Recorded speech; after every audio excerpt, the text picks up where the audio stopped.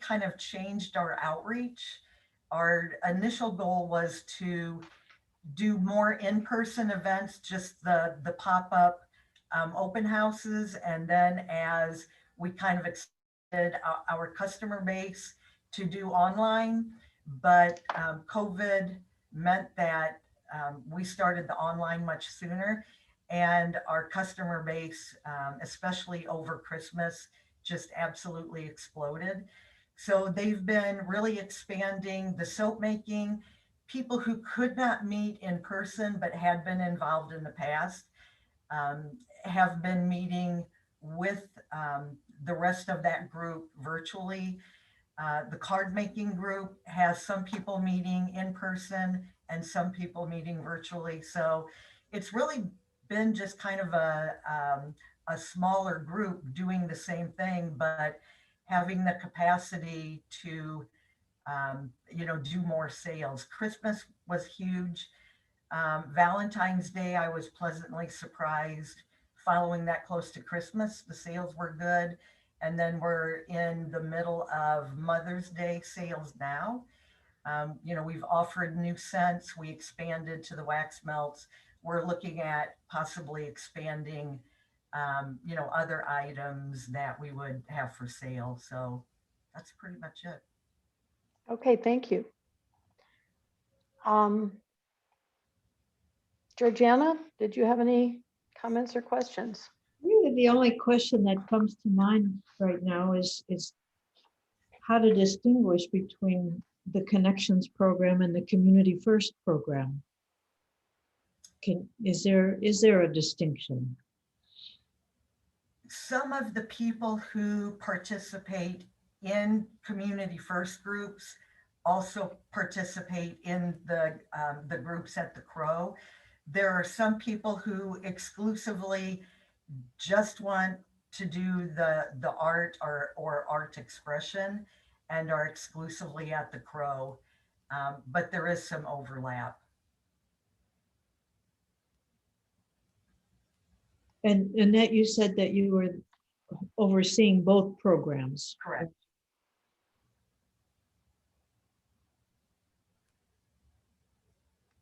All right. Thank you very much for that.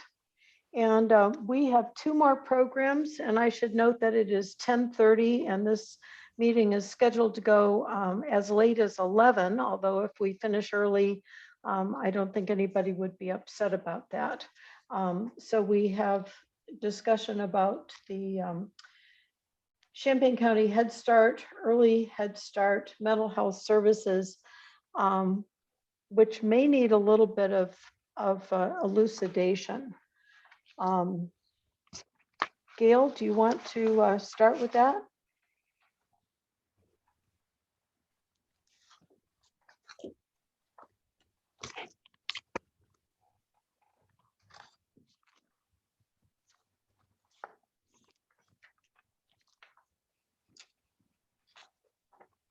Gail, are you ready?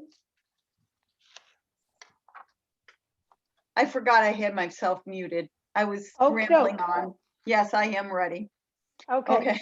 Sorry about that. So what this is a program that combines two previous programs, one that focused on developmental disabilities and one that was, I believe, exclusively funded by the Mental Health Board in the past.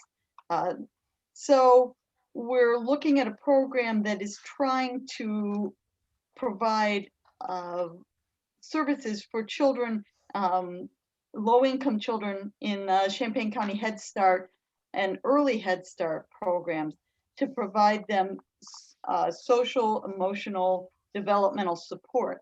And I think it's important that this support seems to me to be a very substantial and wraparound type of support. So we're not only seeing components in this program that go directly to the children, but also to the teachers who are working through this, working with these children in the Head Start program, and the parents. So there's a wide scope to this program that I think is important. It also is important that at least 10% of enrollment is for children with diagnosed disabilities, as it says in access to services for rural residents. So I know it's not perhaps really clear throughout this how developmental disabilities play into this. However, there's clearly children who are in Head Start programs are oftentimes in there because they have developmental disabilities as well as mental health or social emotional disabilities. So this is something that appears to be expanding because of the combination of these two programs. But I think it's interesting to note that in the funding and the utilization, it appears that we're achieving some cost savings by combining these two programs. It says that compared to both of these requests funded separately, there would be a decrease in funds requested overall of about $17,000. So I think that's important to note based on the fact that it looks like there's a 55% increase in this. In the past, the contribution of the Champaign County Developmental Disabilities Board was relatively small in this and only focused in one of the two programs. But in reviewing this, I don't have a lot of questions on the numbers or the services that are being provided in the program. So I guess I'll stop there and see, Anne, if you have any concerns or questions in what you saw in your review, but I did not have any specific questions that I wanted or needed answered. Okay, thank you very much for that overview, Gail. Is somebody here from the Head Start? Apologies, call? it's possible that we did not ask them to come. We had sent out emails quite a while ago to agencies to make sure that they were at all of these meetings, but this one we might have missed. I'm not sure. There Okay, does not appear to be someone here. I will be able to answer some questions and Kim may be able to answer others. okay, Yeah. all right. Well, I just have a couple of comments and then one question. I did pull out some numbers, and Georgiana, I hope you appreciate that. We're looking at number of individuals served.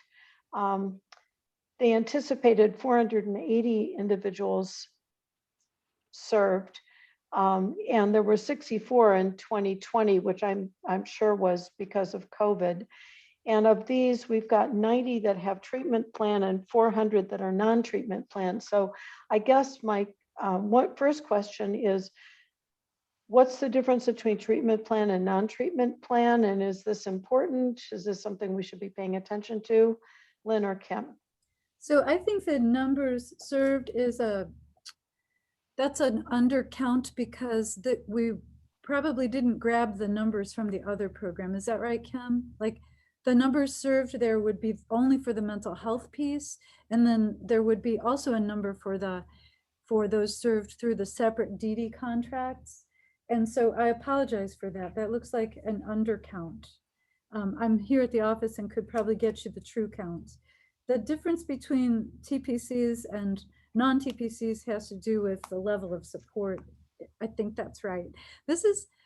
So what happened is that the DD board has started this program years and years ago, funding a very small enhancement to Head Start services to identify children who were at risk or had delays.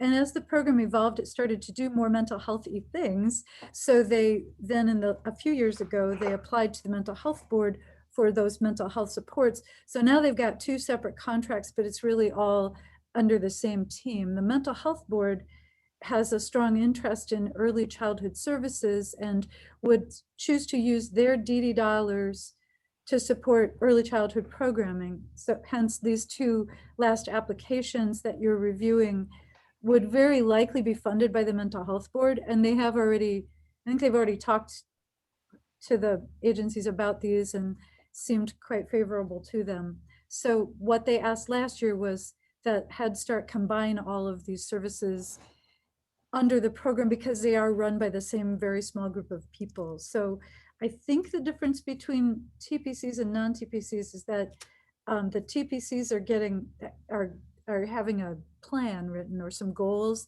and strategies are being developed. There might even be like some counseling that's been a piece of this program too, consultations, and then the non-TPCs are the ones being screened. This is like, I think that everybody is screened routinely at I think 2 intervals or maybe 3 intervals throughout the year. And they're using the same tools for all kids. So they're checking for any risk there. And they have always been doing both pieces. And I think it's probably, you all probably know more about this than I do, especially you pediatricians, that you know, that at this very early stage, diagnosis is very hard to do. And so just identifying and working on any of these issues is helpful, whether it becomes a DD or an MI later. Anyway, so did that answer? Okay. Okay. Yeah, that was a good answer. Would you like to look for the true numbers? That's okay. You can give that to us later. Okay. So I'm still confused about the funding with the mental health board. The total being asked for is 326,000 plus some. Is that for the total program? Is that just our part of the program? That's the total program. Yeah, Okay. your part of the program, we based it on, we've had a series of conversations with the manager of this program about what proportion of the work is related to developmental delays and it's easier for them to count the people. So from that, we've determined that a fair split is something like, is it like 37% Kim or 33%? It's something that equates to about $122,000. So that's the DD piece, but it looks like the mental health board can pay for that out of their DD dollars. It's just real important that that recommendation have support from the DD board if the DD board chooses to give that support. Okay, so I'm still a little bit confused, but let me say what I think you just said, which is that we are not really asking the DD board to pay $326,000. That's going to come out of the mental health board. But we're being asked to give our support for this program, just intellectual support. We say this is a valuable program. And if we were asked to give money to it, we definitely would give money to it. I think You're muted. And you Yeah. you were on the mental health board during some of these discussions. The mental health board, you know, just by chance has some experts in this field. So it's been a nice fit for them.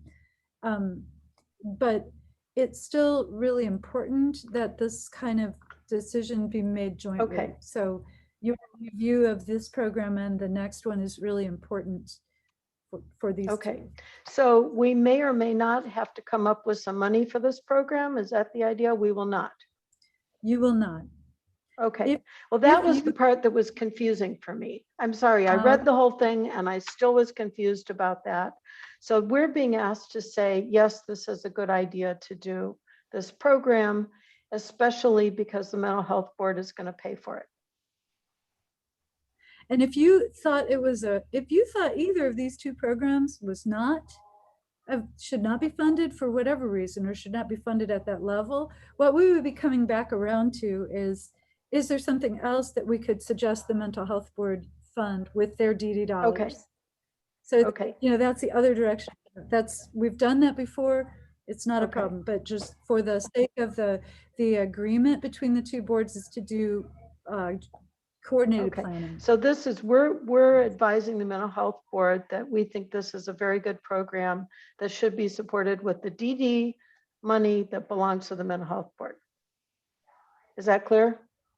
Okay. Lynn, Well, what's that's the, my only question. Yeah, I'm sorry, Ann. go Um, ahead. Lynn, what is the total DD amount that the mental health board spends? It goes, it is adjusted each year by a percentage of, by whatever the percentage change in the collected levy dollars. And so we don't really know yet. So we're going with the early estimate. So I think it gives us a total of something like, and Kim might know this, it's 718,000 some change, maybe 718,522. I think is that right? 718,522 is the total for this year's allocation amounts, which is why it was important to Kim and me to have this negotiation with Head Start, just in case all of it can be done by the mental health board.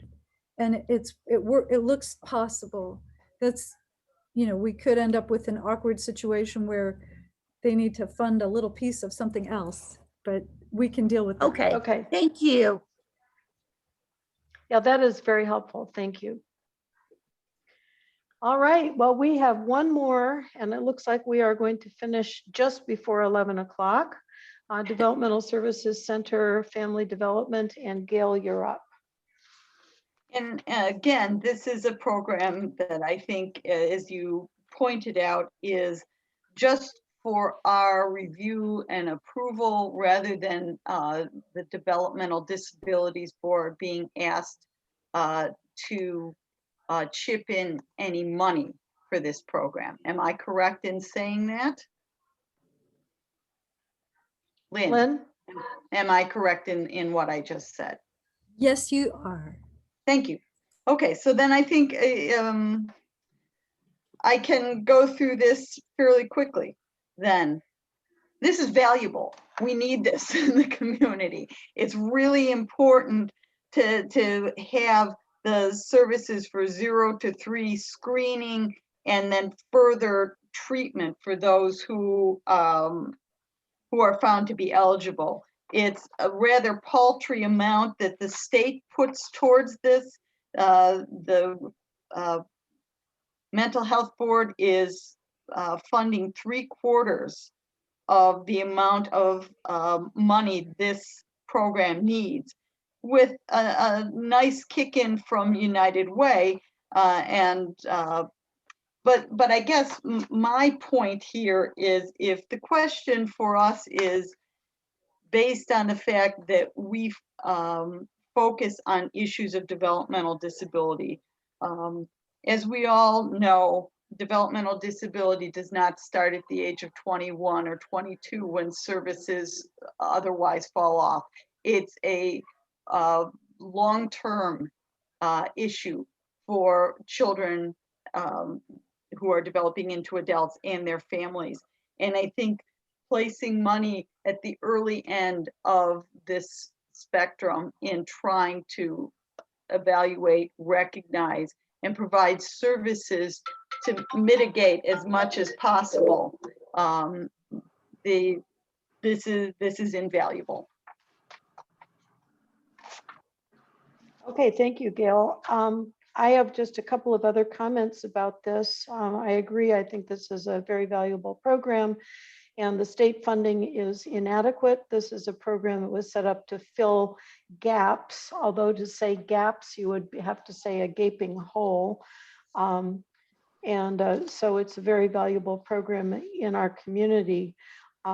Two other things. One is that a lot of the services are home services, which is very appropriate for this age group, and also rural access, according to my reading of this, has been excellent. That this is a program that really does serve the rural area.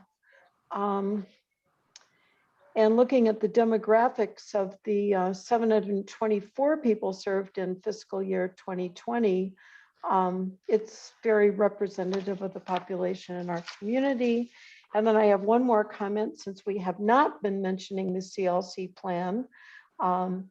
This is compliant with CLC, and I think they've made a lot of efforts to be culturally and linguistically sensitive and appropriate to the clients. Those are my only comments, and I have no questions. Any other comments or questions? If I could just, Yes. regarding these two MHB, the proposal for the MHB to fund both of our, basically the child programs. Did you say that we're expecting about $719,000 from there? So there is, the ask is larger than that when you combine both programs, just under 600,000 for DSC's family development, and the Head Start program is what, 326? What about the excess ask? Because that's mental health services. So the mental health board could choose to pay for the whole mental health piece of that out of their regular Out of their funding. Okay. Well, For non-designated. but they're only going to duty. receive about 719. Their levy potentially, they'd levied amount.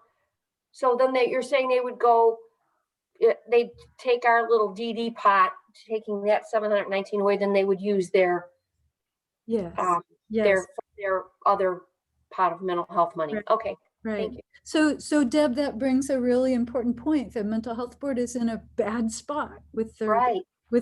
funding generally. And so the part of that Head Start program, which does mental health services, is actually at a greater risk right now than the DD portion. Okay. So Yeah. Yeah. Thank you. Okay. Yeah, So following up on that, Lynn, is there a possibility that we could revisit this and delegate some DD money to either one of these? Or is that, your money has to be spent on DD services. So okay, So it would be, if you like these two applications, and they are both, the DSC one is a long-standing program, long funded. right, The portion of the Head Start one that's DD is also long-standing since maybe 2005. So, if you're comfortable with, you have confidence in both of those programs, then we can put in your recommendations that you're recommending the mental health board fund these, and then the following week they can consider funding them. If something goes wrong, I'll bring it back together. But I don't think you can put additional money in because it would cross over into the mental health services Okay. part. okay. Oh. All right, I'll trust you on that. Thank you. This is why I asked the county board to help the mental health board. Yeah, good idea. Okay, Well, sorry, I yes, don't mean go to ahead. belabor this, but let me just try to crunch a number here. So we've got an extra 715,000, or I'm sorry, not extra, $715,000, $720,000 that is developmental disability money that is going to the mental health board for them. 600,000, essentially, a little less, goes to the DSC program. That means that there is about 115,000 developmental disability indicated money that is left over for other service. Are there other programs where that DD money is used in the mental health board other than these two programs? It would, so the scenario that seems most likely to me right now, and I'm just checking my numbers to make sure I didn't give you an incorrect amount. Oh, okay, 718,521, not 522. So what it would equate to here is use all of, so fund, the mental health board could fund the whole DSC application, and they could also fund the whole Head Start application, but 122,000 of that is their DD dollars, and the rest is mental health dollars. And we did work with the manager of that program to make sure that that was a sound estimate of their service levels. That's not what you're asking. I'm sorry. No, Well, no, but that- it answers the question, I think. Yeah, So in other words, that money is being geared towards developmental disability services in the 0 to 3 program. It answers my question. There are other scenarios that might be, maybe in the future, the mental health board should fund different kinds of DD programs, but they will always, until the two boards change the agreement that they have in place, they'll always be doing some amount of DD funding. And the type of DD funding is really up to, this time around they had a priority for early childhood. And that's because it suits this particular board. They have a lot of expertise in that area. In the future, y'all might want to collaborate on something different with those DD dollars. Like maybe, I don't know. It's been all kinds of different things in the past. So it could be in the future as well. I don't know if this is helpful or if I've just had too much coffee. So.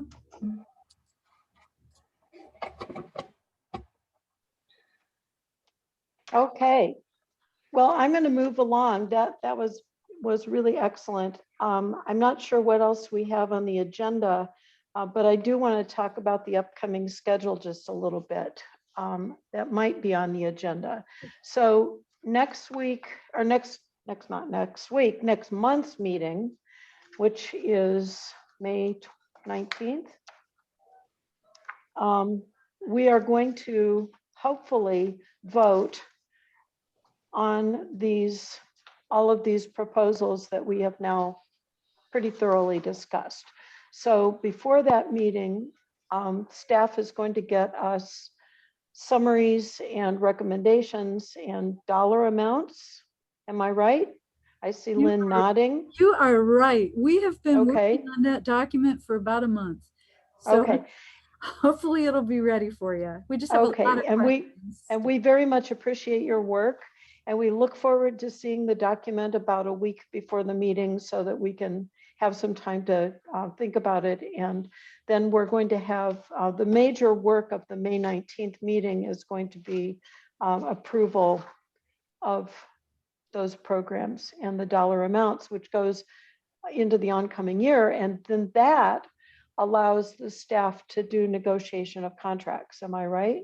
You are correct. I actually have a question for you about, so you all have given us a lot to think about and talk about, and some things we need to follow up with agencies on prior to getting you that recommendations document. So that really is the main work, but the better the recommendations we bring you, the quicker that part of your meeting can go.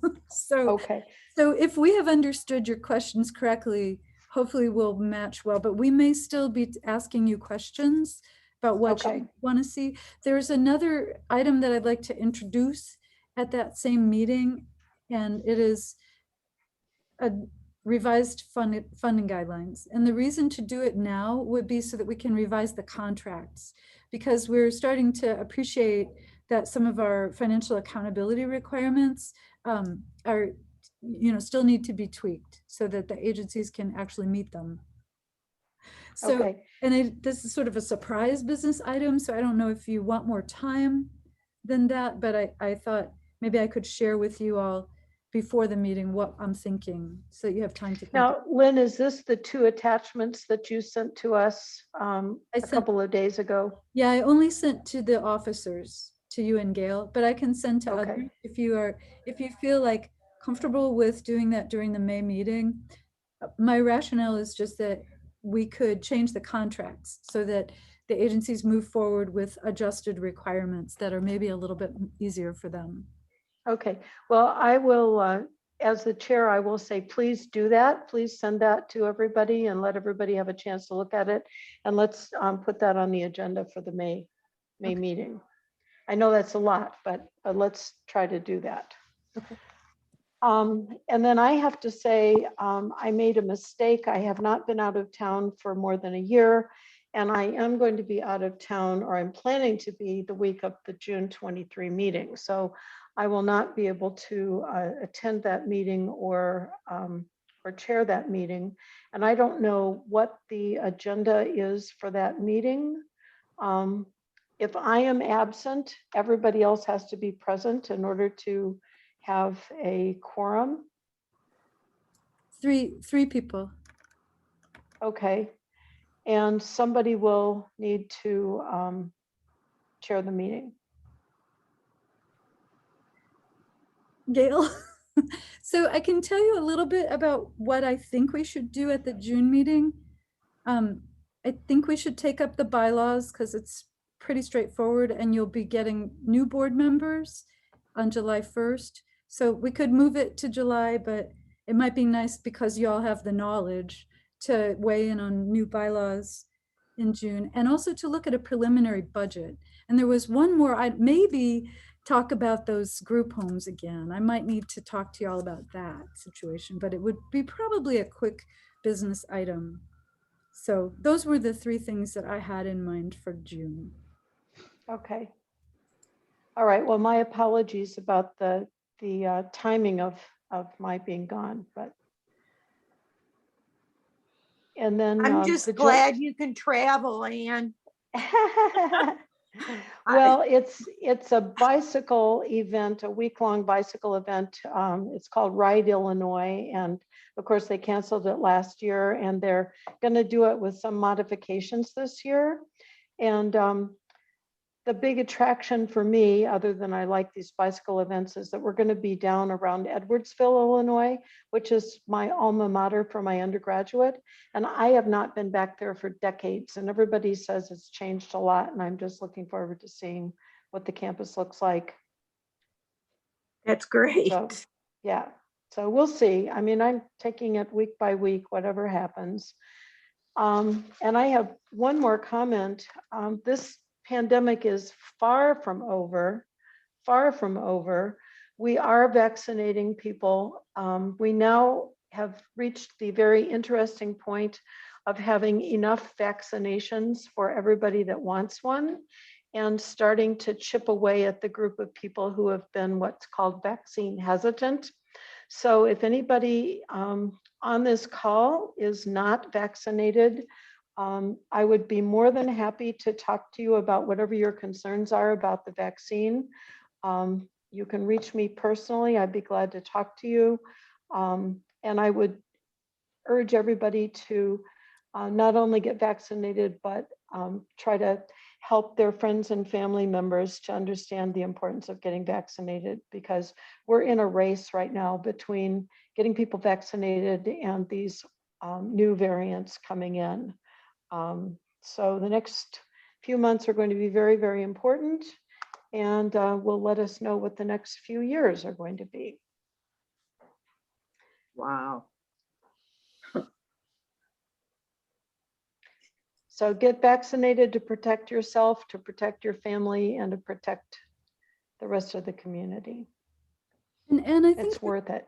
you've brought up before, like maybe someday we'll be able to meet in person again. And there is some discussion here at the county about meeting in person or having hybrid meetings. And there is a lot left to figure out about that. And I learned this at our meeting last week from the tech guys who were setting up the room and talking to me during your meeting. And one thing they told us that I want to share with you is that the Mental Health Board and the DD Board are the only ones who transitioned to the Zoom meeting platform without any trouble. So Whoa. congratulations to you all. Excellent job. And Well, thanks to the you staff, and and I see staff. Stephanie just left, but thank you, Stephanie, for all Yes. your work, and everybody else for all your work. Yeah. I would just like to add a thank you to the staff too, and to you, Ann, and you, Gail, for all of your work through this, especially through this application process, and all of our applicants too. Thank you. Yes, thank you to everybody. And on that note, I'm going to adjourn this meeting. Everybody have a good day. Thank you. Thanks, everybody. Bye. Bye. Bye.